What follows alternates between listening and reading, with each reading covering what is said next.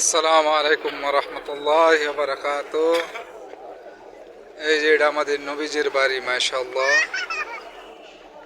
এই যে আমাদের হযরত মুহাম্মদ সাল্লাল্লাহু আলাইহি সাল্লামের বাড়ি, ওখানে বর্তমানে আছে এটা লাইব্রেরি।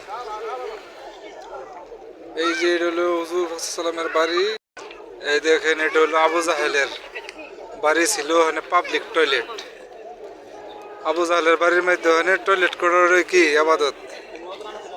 যত মুসলমান ভাই এমন বোনেরা আছে সবাই এরা আবু জাহেলের বাড়িতে টয়লেট করবে। এই দেখেন, হজের লোকের অভাব নাই, মাশাআল্লাহ। আসসালামু আলাইকুম রহমতুল্লাহি ওয়া বারাকাতুহু। এই যে এটা আমাদের নবীজির বাড়ি, মাশাআল্লাহ। এই যে আমাদের হযরত মুহাম্মদ সাল্লাল্লাহু আলাইহি সাল্লামের বাড়ি, ওখানে বর্তমানে আছে এটা লাইব্রেরি।